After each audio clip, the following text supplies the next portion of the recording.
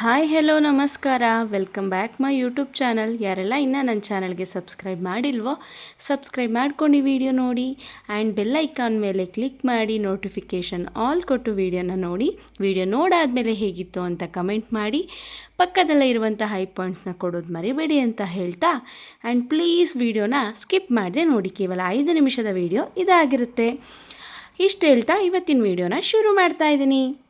ನೀವು ಇವಾಗ ನೋಡ್ತಾ ಇರುವಂಥ ವಿಡಿಯೋ ಬಂದು ನಾವು ಮುಳಬಾಗಿಲು ಕೋಲಾರ ಟ್ರಿಪ್ಗೆ ಹೋಗಿದ್ದಾಗ ಹೋದಂಥ ಇನ್ನೊಂದು ದೇವಸ್ಥಾನದ ವಿಡಿಯೋ ಆಗಿರುತ್ತೆ.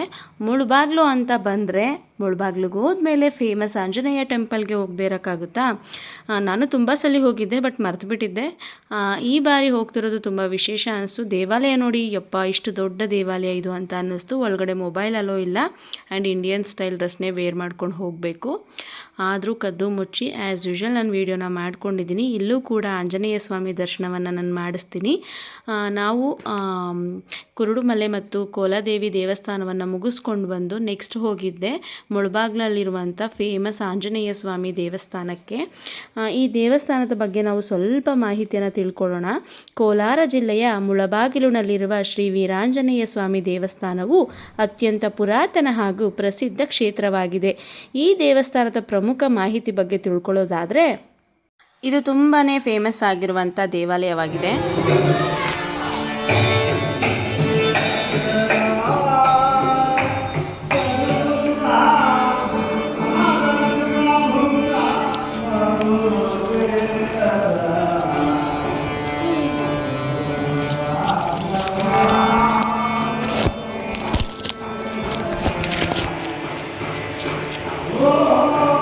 ನಾವು ಹೋಗಿರೋದು ಶನಿವಾರ ಆಗಿರೋದ್ರಿಂದ ಇಲ್ಲಿ ತುಂಬ ಭಜನೆಗಳೆಲ್ಲ ನಡೀತಾ ಇತ್ತು. ಇವಾಗ ಮೂಲ ವಿಗ್ರಹದ ದರ್ಶನ ಆಗುತ್ತೆ ನೋಡಿ. ಇದೇ ಮುಳಬಾಗಿಲು ಆಂಜನೇಯ ಸ್ವಾಮಿ ದೇವಾಲಯದ ಆಂಜನೇಯ ಸ್ವಾಮಿಯ ವಿಗ್ರಹ, ಗರ್ಭಗುಡಿಯ ವಿಗ್ರಹ.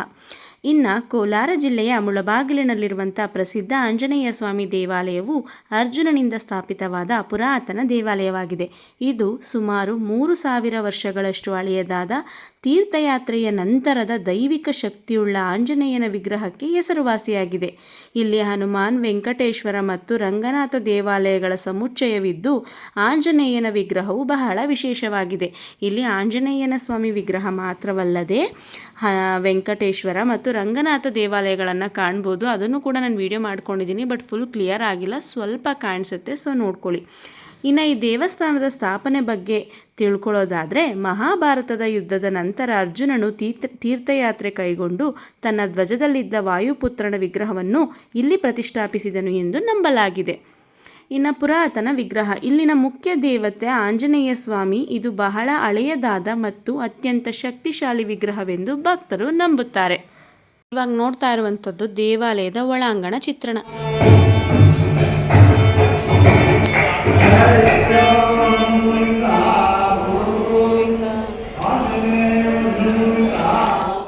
ಇನ್ನು ಈ ಆಂಜನೇಯ ಸ್ವಾಮಿ ದೇವಾಲಯವು ಮುಳಬಾಗಿಲು ನಗರದ ಹೃದಯ ಭಾಗದಲ್ಲಿದ್ದು, ಈ ದೇವಸ್ಥಾನದಲ್ಲಿ ಹನುಮಾನ್, ವೆಂಕಟೇಶ್ವರ ಮತ್ತು ರಂಗನಾಥ ಸ್ವಾಮಿ ದೇವಾಲಯಗಳ ಒಂದು ದೊಡ್ಡ ಸಂಕೀರ್ಣವಾಗಿದೆ. ಇನ್ನು ಇಲ್ಲಿನ ವೀರಾಂಜನೇಯ ಸ್ವಾಮಿಯ ವಿಗ್ರಹವು ಸುಮಾರು 12 ಅಡಿ ಎತ್ತರವಿದ್ದು ಕಪ್ಪು ಗ್ರಾನೈಟ್ ಶಿಲೆಯಲ್ಲಿ ಕೆತ್ತಲ್ಪಟ್ಟಿದೆ. ಇನ್ನು ಈ ದೇವಸ್ಥಾನವನ್ನು ಮೈಸೂರು ಸಂಸ್ಥಾನದ ಪೂರ್ವದ ಬಾಗಿಲು, ಮೂಡಲ ಬಾಗಿಲು ಎಂದು ಕರೆಯಲಾಗುತ್ತಿತ್ತು.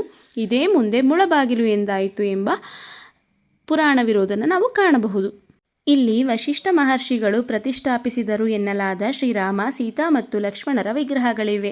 ಅಲ್ಲದೆ ಶ್ರೀ ವೆಂಕಟೇಶ್ವರ ಸ್ವಾಮಿಯ ಸನ್ನಿಧಿಯೂ ಕೂಡ ಇಲ್ಲಿದೆ. ಈ ಒಂದೇ ದೇವಾಲಯದಲ್ಲಿ ಹನುಮಾನ್, ವೆಂಕಟೇಶ್ವರ, ರಂಗನಾಥ ಸ್ವಾಮಿ, ರಾಮ ಲಕ್ಷ್ಮಣರ ವಿಗ್ರಹಗಳನ್ನು ಕಾಣಬಹುದು. ಇಲ್ಲಿ ಪಲ್ಲಿ ನೋಡಿದ್ರಲ್ವಾ, ಈ ಗೋಡೆ ಮೇಲಿನ ಹಲ್ಲಿ ದೇವಸ್ಥಾನದ ವಿಶೇಷತೆ ಆಗಿದ್ದು, ದೇವಸ್ಥಾನದ ಗೋಡೆಯ ಮೇಲೆ ಕೆತ್ತಲಾದ ಹಲ್ಲಿಯ ಚಿತ್ರವಿದ್ದು, ಇದನ್ನು ಮುಟ್ಟುವುದರಿಂದ ಹಲ್ಲಿ ಮೈ ಮೇಲೆ ಬಿದ್ದ ದೋಷ ನಿವಾರಣೆಯಾಗುತ್ತದೆ ಅನ್ನೋ ನಂಬಿಕೆ ಕೂಡ ಇದೆಯಂತೆ.